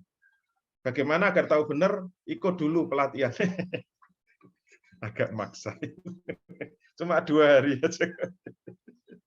Kalau sudah benar, baru nanti kita mengadu kepada Allah. Mana janjinya ya Allah? Jangan nagih saya. Wong itu yang janji Allah kok. Gitu ya, Allah. Baik, terjawab ya Bu Andriani. Baik, alhamdulillah. Untuk jurus langit tadi sudah ada pertanyaan. Sedangkan untuk jurus bumi ini ada pertanyaan ya. Dari Pak Haryo. Bagaimana istiqomah meniti bisnis mulai dari ridho dengan yang kecil-kecil, karena yang kapitalis atau ribawi sepertinya cepat untung dan cepat besar. Mungkin untuk coach. Maaf, saya pamit dulu. Siap Ustaz, jazakallah khairan Ustaz. Ditunggu di ruang yang lain. Terima kasih Silakan Ustaz. diselesaikan urusan buminya sama pengendali bumi. Urusan langit insya Allah sudah terjawab semua tadi ya. Ustaz. Ya, baik Ustaz, jazakallah khairan. Waalaikumsalam. Waalaikumsalam warahmatullahi wabarakatuh. Ya, silakan coach. Baik. Ya, terima kasih Pak Haryo Pamungkas ya atas pertanyaannya ya. Jadi sebenarnya kalau kita mau ridho ya, walaupun kecil-kecil ya, tadi sudah dijawab secara tegas oleh Ustadz Dwi Condro bahwa kita harus tawakal. Ya, tawakal dalam konteks kita mematuhi segala perintah Allah Subhanahu wa taala dan menjauhi larangannya. Ya, perintah itu kan macam-macam ya. Mulai dari perintah ibadah gitu ya. Ya, kewajiban kita ya, sholat, lalu puasa di bulan Ramadan dan seterusnya. Termasuk sunnah-sunnahnya kita jalankan gitu ya. Kalau pengalaman saya pribadi itu saya terus terang saja itu saya memulai dengan hal yang kecil-kecil memang ya, misal kalau ibadah gitu ya kita harus misalnya contoh sholat gitu yang paling mudah aja ya, kita sholat tepat waktu, kalau bisa kita pergi ke masjid begitu ya, lalu mengaji begitu ya, itu kan dalam konteks langit ya gitu ya. Lalu tawakal dalam hal konteks dunia, ya kita harus belajar, harus mencari ilmu sebanyak-banyaknya. Karena sahabat Ali bin Abi Thalib menyampaikan bahwa amal tanpa ilmu sia-sia, ya. Dan juga ilmu juga tanpa amal juga tidak ada artinya. Artinya apa? Ilmu dan amal itu selalu berdampingan. Ya, sebelum kita beramal, sebelum kita berusaha harus banyak ilmu. Ya, banyak ilmu kenapa? Biar kita bisa mengelola bisnis kita dengan baik. Ya, syukur-syukur bisa. Itu tuh yang disampaikan oleh Pak Haryo sendiri. Ya, bisa mengalahkan para kapitalis yang di bawah itu, yang katanya cepat untung dan cepat besar, gitu ya. Nah, itu kita perlu belajar. Bahkan kalaupun kita belajar ya tawakal dalam hal belajar manajemen bisnis, itu kita bisa mencontoh kok apa yang dilakukan oleh para perusahaan-perusahaan kapitalis itu. Bukan berarti kita mencontoh ininya ya, kehidupan mereka di dalam keagamaan dan juga kepercayaannya, tapi dalam konteks manajemen usaha mereka, gitu ya. Kenapa? Karena mereka para perusahaan-perusahahan kapitalis ini itu mereka memang sangat advance ya dalam mengelola bisnis. Sebagai salah satu contoh, perusahaan saya izin boleh sebut nama ya Ustadz Ali ya, karena ini mungkin akan kita pelajari nanti pada saat workshop itu. Kenapa tadi saya ada ini kopi ya di awal di slide ya di latar belakang. Ini nggak ada hubungannya sama sekali, cuman saya kasih contoh aja kopi gitu ya.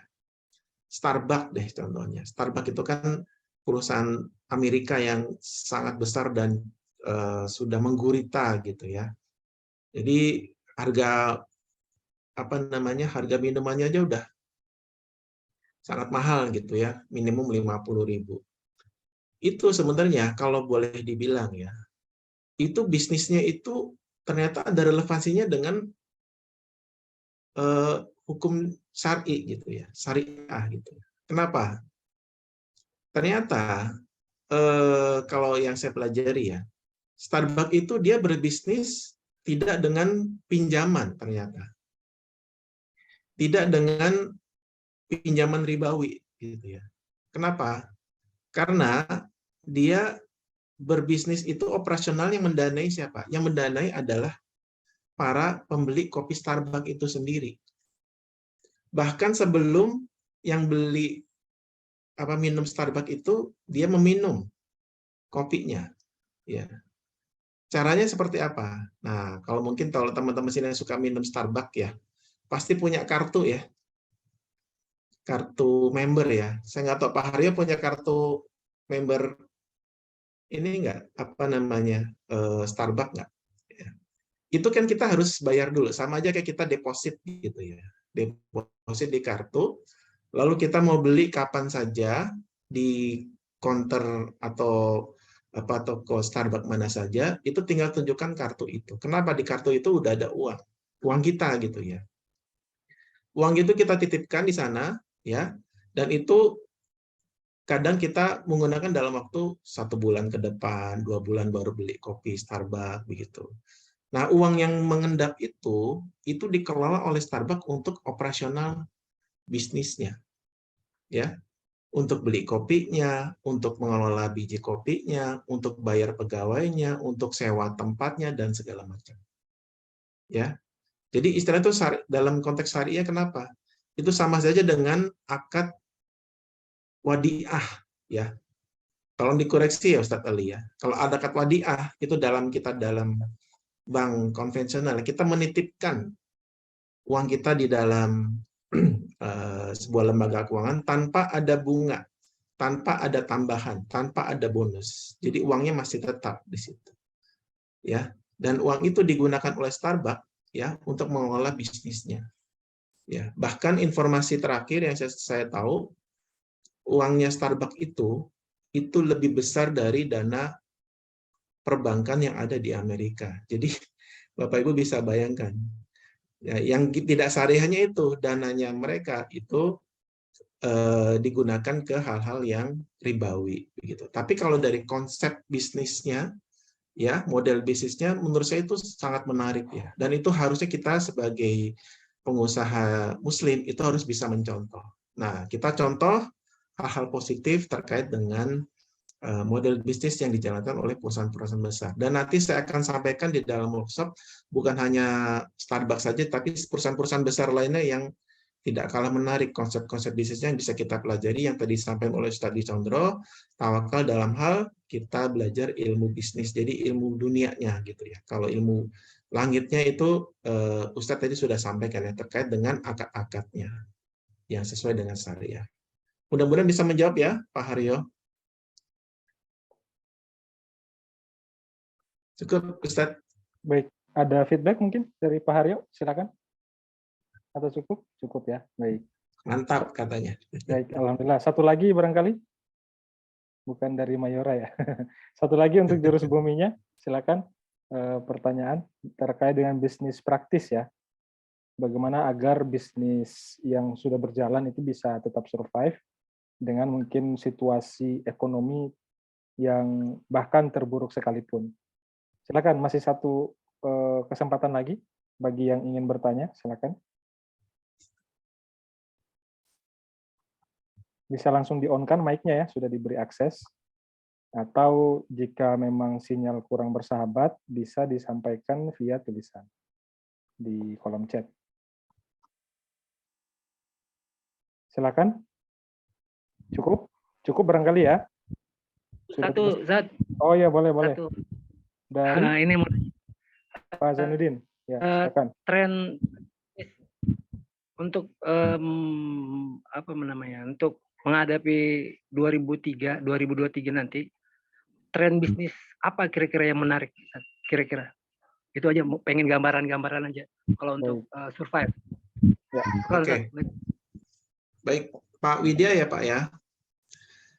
Nah, 2023 kan tadi dikatakan bahwa kekhawatiran resesi ya.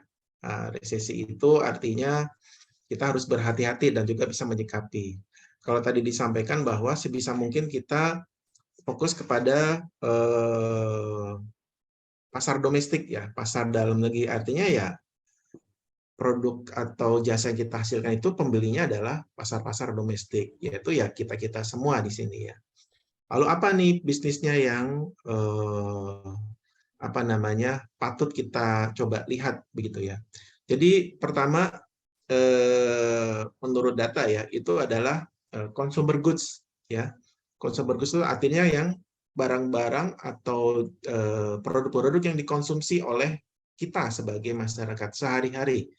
Ya, mulai dari makanan, minuman, ya, lalu juga apanya, termasuk produk-produk kesehatan. Nah, ini sedang tren ini ya. Jadi kayak herbal atau makanan-makanan yang bisa membuat tubuh kita sehat. Kenapa? Karena kita 2 tahun kemarin itu sudah ini ya mengalami krisis yang sangat amat parah ya, terutama dengan kesehatan kita. Gitu ya. Saya sendiri juga sebagai alumni COVID nih, Bapak Ibu semua, itu sangat menyusahkan ya. Jadi kita coba untuk tubuh kita untuk bisa lebih siap ya, selain kita ada di disuntik vaksin gitu ya. Tapi itu menurut saya sih tidak cukup. Kita harus cukupkan dengan tambahan suplemen yang lainnya. Suplemen bukan tidak harus seperti obat kok kimiawi. Kita tuh di Indonesia tuh sudah melimpah ruah ya, produk-produk hasil bumi, terutama untuk herbal, begitu ya. Ada jahe, ada kunyit, ya macam-macam. Nah, itu coba kita fokus di consumer goods ya, terutama untuk yang herbal atau kesehatan, ya. Lalu berikutnya terkait dengan digital, ya. Jadi produk-produk yang berhubungan dengan digital, Bapak Ibu semua. Kenapa? Karena kalau dalam strategi tadi ya, ketika resesi gitu ya, itu kita harus mengurangi cost. Nah, mengurangi cost dalam hal konteks misalnya distribusi pemasaran saja, ya, yang selama ini kita lakukan secara offline, buka toko gitu ya, lalu jalur distribusi dengan pelebaran jalur distribusi itu kita lakukan secara digital, secara virtual. Yaitu dengan apa? Dengan kita memperbanyak akses digital marketing, begitu ya. Mungkin bisa di marketplace atau mungkin kita iklankan dalam bentuk di platform Instagram atau Facebook dan lain sebagainya, ya. Jadi mencoba untuk bisa masuk ke sana. Kenapa? Karena itu bisa lebih murah dan itu kan open source, ya, itu bebas ya, kita gratis di sana. Yang penting kita bisa memperkuat dari kualitas bisnis kita dan kita bisa lebih unggul daripada produk yang lainnya. Nah, nanti di dalam workshop kita akan pelajari bagaimana caranya agar produk kita bisa lebih unggul daripada produk lainnya, ya. Jadi consumer goods selalu juga digital gitu ya. Dan tentunya nanti produk-produk yang berkaitan dengan produk-produk yang lebih banyak digunakan ya oleh banyak orang, terutama untuk hasil bumi ya, perkebunan, lalu pertanian, lalu perikanan, begitu ya. Dan itu kita coba olah untuk konsumsi di domestik, ya, harus memperbanyak dari inovasi dan juga efisiensi dari produk yang kita miliki gitu. Dan itu semua nanti kita akan pelajari di sesi workshop nantinya gitu. Jadi itu Pak Widya, semoga siap dengan produk-produk yang unggul ya nanti di tahun depan ya. Seperti itu. Baik, alhamdulillah. Baik. Terjawab semua ya untuk pertanyaannya, baik yang via chat maupun tadi yang interaktif langsung. Baik, untuk webinar kita ini insya Allah nanti untuk yang butuh e-sertifikat atau elektronik sertifikat, insya Allah kita siapkan. Namun karena ini rangkaian acara webinar 4 kali ya, maka akan kita berikan nanti di pertemuan terakhir. Oleh karena itu selalu hadir ya, selalu pantengin. Untuk pertemuan pertama ini karena berbagai kendala ya, termasuk sinyal malam hari ini live streamingnya masih belum lancar. Nanti insya Allah pertemuan kedua akan kita coba lengkapi apa-apa yang kurang ya, termasuk absensinya untuk yang membutuhkan sertifikat nanti insya Allah akan kita siapkan. Baik, untuk jadwal webinar kita ya silakan dicatat, kami share ini kurang lebih ada 4 kali. Hari ini ya tanggal 15, ini salah tanggalnya ya. Bagaimana langkah praktis pengusaha muslim menyikapi resesi agar bisnis tetap bertahan. Kemudian nanti tanggal 20 ya, hari Ahad besok insya Allah, bagaimana optimalkan bisnis planning agar tetap survive menghadapi resesi global. Ini juga ilmu-ilmu penting ya, agar bisa menjadi bekal kita nantinya menghadapi situasi yang kata Presiden itu situasi yang sangat gelap ya, gelap. Baik, tanggal 27 kita akan membahas fundamental bisnis syariah sehingga mampu bertahan dari hantaman resesi dan krisis. Dan puncaknya nanti tanggal 6 ya, tanggal 6 Desember bersama 2 guru kita, UDC dan Ustadz Indra Yuliawan ya, tips praktis dan taktis pengusaha muslim agar bisnisnya itu tidak hanya survive tapi bisa grow. Ya, bisa berkembang di tengah ketidakpastian ekonomi global. Jadi silakan dicatat tanggalnya, nanti insya Allah akan kita jadwalkan ya sesuai dengan timeline yang sudah kita buat, dan sertifikatnya akan kita siapkan, namun akan dibagikan atau di-share ketika nanti webinar ini selesai.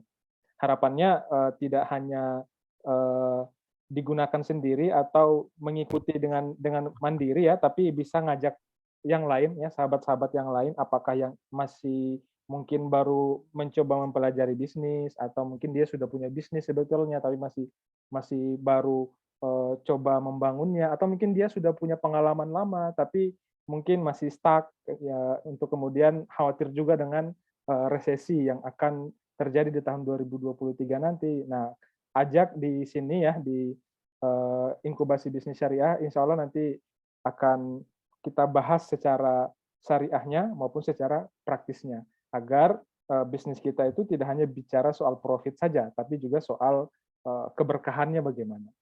Nah, tiba pada momen yang kita tunggu-tunggu ya, tadi sudah ada yang nanya, tanggal berapa yang 2 hari itu, ya kan? Sudah disampaikan tadi kisi-kisinya ya oleh Coach Indra, bahwa nanti insya Allah akan kita adakan di awal Desember. Informasinya kurang lebih ada video ya, akan kita tampilkan, durasinya kurang lebih 1 menit ya, kita simak dulu agar bisa mengobati rasa penasaran dari semuanya. Baik, kita simak kurang lebih 1 menit ke depan.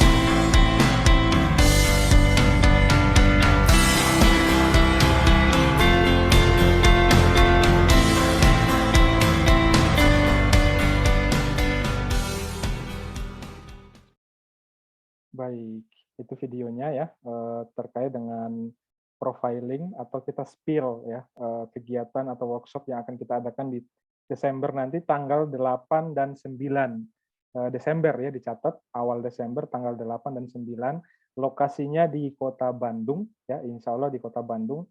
Rencananya kita akan roadshow ke kota-kota, tapi nanti kita lihat ya seperti apa antusiasme dari para peserta, apakah memang cukup di 1 kota saja atau 2 kota saja di daerah sekitar Jabodetabek ya, atau mungkin perlu juga diadakan di luar Pulau Jawa dan seterusnya ya, nanti kita lihat antusiasmenya seperti apa. Namun kita sukseskan dulu ya bersama agenda yang perdana kita ini di Desember nanti di Kota Bandung tanggal 8 dan 9 Desember.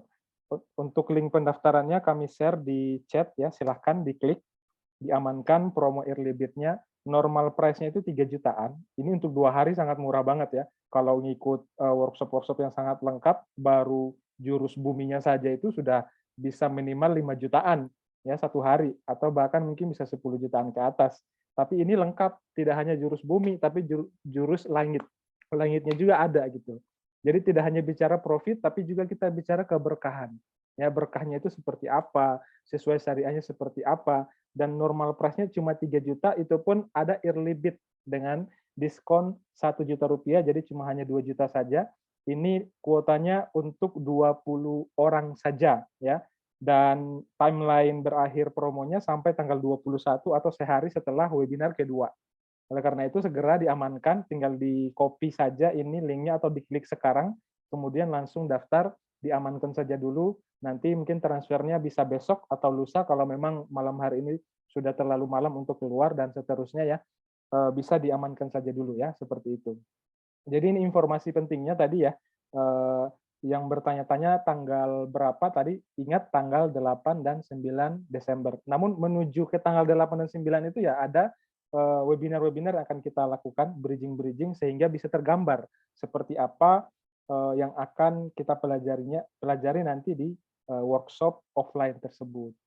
Nah, untuk Ini untuk offline ya, Bu Tini Supartini, offline. Jadi ketemu langsung dengan guru kita dan coach kita nanti di tanggal 8 atau 9. Mungkin sudah cukup lama ya kita belajar online ya selama pandemi ini.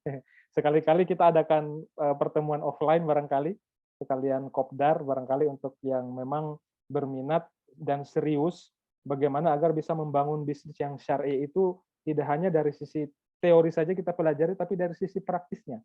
Ya, dan tentunya Ustadz kita sebagai praktisi bisnis yang kurang lebih 20 tahunan ya, sirkah beliau itu masih awet sampai sekarang, kita bisa ngambil ilmu yang luar biasa. Kemudian coach kita juga sudah sangat berpengalaman di dunia bisnis praktis, bahkan sekarang menjadi konsultan dan mentoring dari UMKM-UMKM yang diadakan oleh BUMN-BUMN ya, coach. Dan saat ini beliau sebetulnya sedang bersafari ya, bersafari kemarin ke Bali, mendampingi UMKM di sana, kemudian di Bandung dan beberapa kota lainnya gitu. Jadi insya Allah akan mendapatkan materi-materi yang memang isinya daging semua, nggak ada tulangnya, semuanya daging lah, siap disantap gitu ya, siap dikonsumsi seperti itu. Nah silakan dicatat ya linknya atau bisa langsung diklik dan bisa diisi hari ini juga. Soal transfernya bisa nanti, yang penting amankan dulu saja ya. Jangan lupa masukkan kupon early bid agar bisa mendapatkan potongan 1 juta rupiah. Dan nanti yang berminat untuk menjadi afiliatnya juga nanti akan kita siapkan, tapi belum malam hari ini. Nanti ada timeline-nya ya. Silakan tetap berada di grup kita ya, di grup webinar, update-update informasi insya Allah akan kita sampaikan di situ semuanya. Atau bisa follow Instagram coreisaac.id dan equitry.id. Insya Allah di situ ada informasi-informasi terkait bisnis dan juga muamalah-muamalah syariah seperti itu. Nah, oleh karena itu malam hari ini kita launching ya. Sebelum kita launching secara resmi, ada yang mau disampaikan dulu mungkin Coach Indra, sekaligus mewakili guru kita tadi ya, karena berhalangan ada agenda lain. Mungkin bisa menyampaikan beberapa pengantar, kemudian dipandu kita baca basmalah, kita launching program kita. Silakan Coach. Baik. Sebelum saya buka, mungkin izinkan saya menyampaikan dulu latar belakang kami ya dari Core Isaac dan juga Equitry mengadakan workshop offline ya yang perdana ini, karena tadi disampaikan oleh Ustadz Dwi Condro bahwa sebagai pengusaha muslim kita harus lakukan tawakal ya untuk mendapatkan keberkahan dari Allah Subhanahu wa taala dalam melakukan bisnis kita. Jadi pertama memang harus kita pahami hukum-hukum syari'nya ya, atau hukum syariah terkait dengan bisnis kita. Yang lebih utama adalah terkait dengan akad-akad bisnis.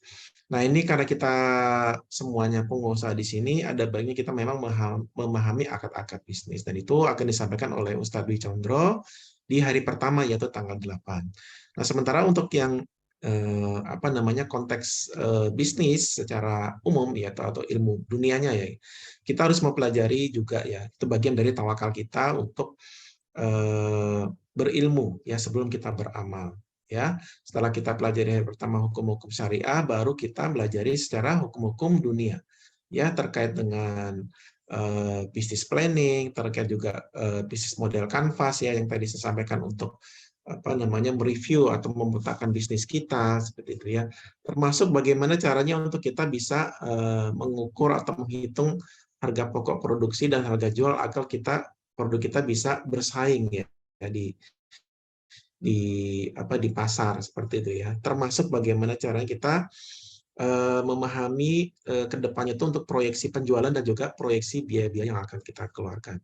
Ya, ada banyak sekali studi-studi kasus yang akan kita sampaikan di workshop tersebut, sehingga Bapak Ibu semua bisa mengaplikasikan dalam bisnis sehari-hari. Ya, kalau terkait dengan bisnis syariah akan disampaikan oleh Ustadz Dwi Condro di hari pertama. Untuk hari kedua itu bukan hanya teori tapi juga praktek-praktek nanti akan saya sampaikan kepada Bapak Ibu semua di hari kedua. Jadi itu nanti akan kita pelajari bersama Bapak Ibu semua.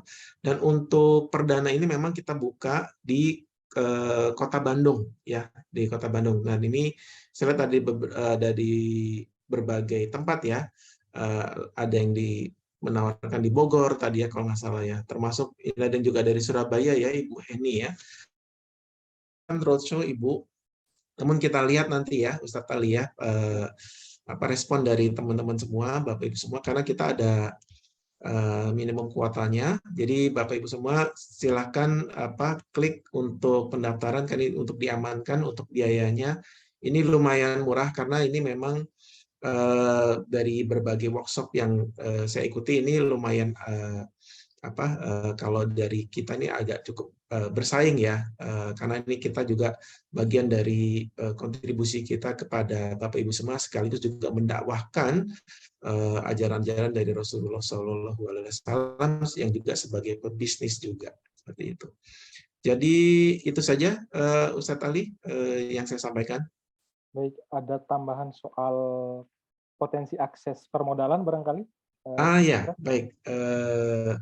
Ini penting Bapak Ibu semua. Jadi kalau dalam konteks bisnis ya, tentunya ilmu dalam manajemen usaha, pemasaran, keuangan, operasional itu penting ya.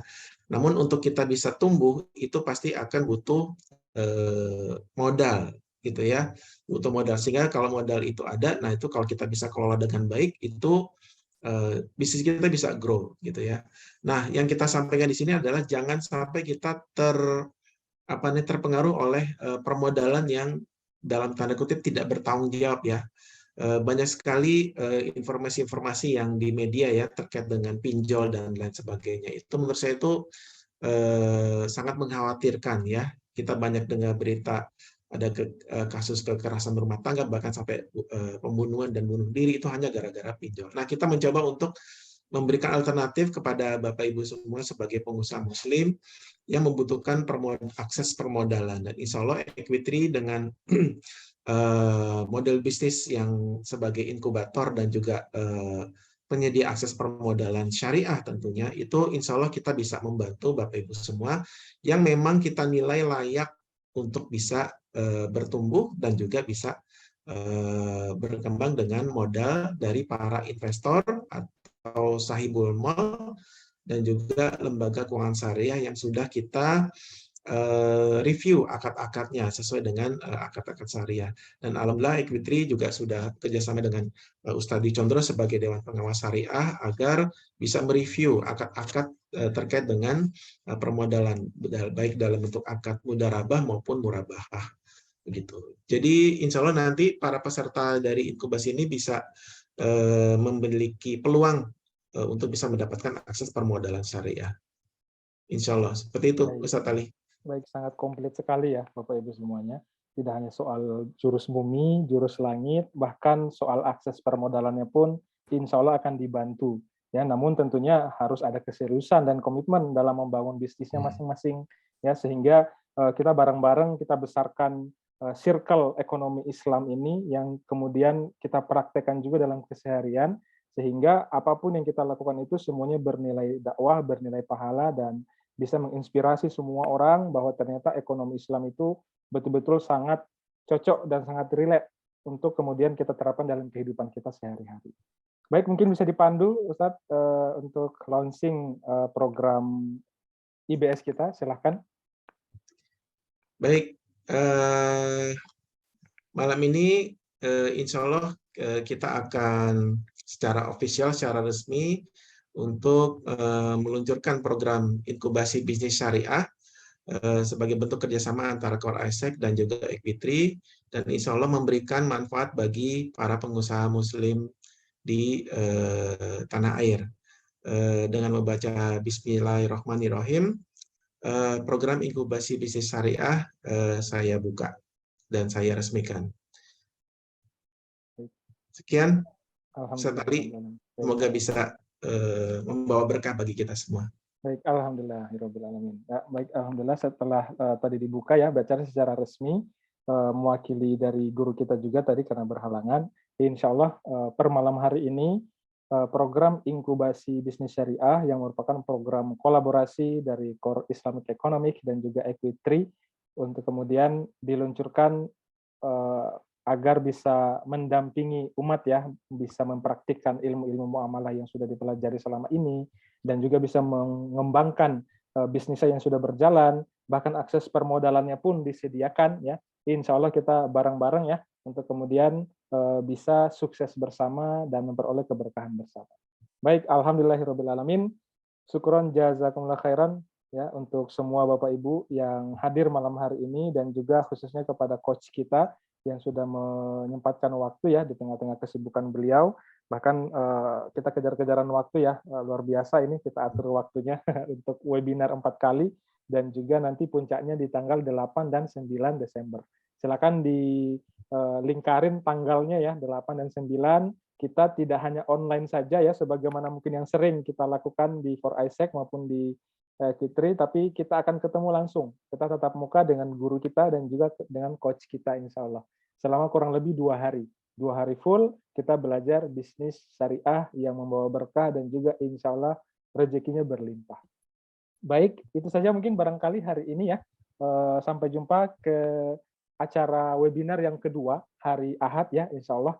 Untuk hari Ahad nanti satu narasumber yaitu Coach Indra juga, nanti tanggal 27 baru kemudian UDC ya, guru kita juga sendiri. Nanti di puncaknya webinar tanggal 6 baru kemudian kembali berdua lagi. Untuk kemudian kita tuntaskan acara webinar kita. Jadi kita berbagi dulu, kemudian sehingga semakin paham dan akhirnya semakin tertarik untuk lebih serius mewujudkan impian bisnisnya, barangkali bisnis plan-nya dirapihkan lagi, bagaimana model kanvasnya, bagaimana syar'inya, dan fondasi bisnis sehingga bisa survive dan growing itu seperti apa. Insya Allah semuanya akan kita pelajari bersama. Baik, itu saja mungkin malam hari ini ya untuk rekamannya. Ustadz, mohon maaf ya, sekaligus untuk mengingatkan bagi Bapak Ibu semua yang berminat untuk ikut webinar nanti tanggal 20 November, minggu depan, Ahad depan ya. Silakan disiapkan pertanyaan-pertanyaannya ya, sehingga nanti pada saat webinar kita bisa bahas bersama. Termasuk mungkin ada beberapa pertanyaan di sini yang memang belum bisa dijawab. Ya, baik. Itu pesan dari coach kita ini, topiknya agar tidak lupa ya, bagaimana mengoptimalkan business planning agar tetap survive menghadapi resesi global. Jadi fokusnya adalah business planning. Nah, ini bisa disiapkan studi kasus mungkin atau pertanyaan-pertanyaan terkait dengan topik yang akan kita bahas di tanggal 20 nanti agar bisa lebih maksimal insya Allah. Dan jangan lupa ngajak juga yang lainnya ya, nanti informasinya akan kita share bagaimana proses pendaftarannya, dan memang ini ada grup khususnya ya untuk webinar agar bisa lebih fokus untuk kemudian mendapatkan informasi atau update-update ilmu dari guru kita dan coach kita. Maksudnya jam apa nih, Bu Umu Hanif? Jam berapa waktunya? Mungkin untuk yang minggu depan, Tats. Oh, minggu depan. Itu kurang lebih 90 menit ya, Coach? Ya, maksudnya jamnya jam yang sama kan ya? Oh iya, untuk benar-benar. Tanggal 20. Tanggal 20 malam, Ahad malam insya Allah ya, jam 8 malam sampai jam 21.30 insya Allah. Nanti akan kita share lagi sih informasinya di sosial media kita atau di grup-grup kita insya Allah. Baik, alhamdulillah ya, itu untuk malam hari ini mungkin cukup. Nanti akan kita update lagi di grup khusus kita dan juga semua kanal media kita. Itu saja. Ada yang mau ditambahkan closing statement-nya, Coach Indra, atau cukup? Saya kira cukup. Baik, alhamdulillah. Alhamdulillah, karena sudah cukup ya malam hari ini, kita tutup dengan hamdalah dan doa kifarat majelis. Alhamdulillahirrabbilalamin, subhanakallahumma wa bihamdik, asyhadu an la ilaha illa anta, astaghfiruka wa atubu ilaik. Billahi taufiq wal hidayah, wassalamualaikum warahmatullahi wabarakatuh. Waalaikumsalam warahmatullahi wabarakatuh.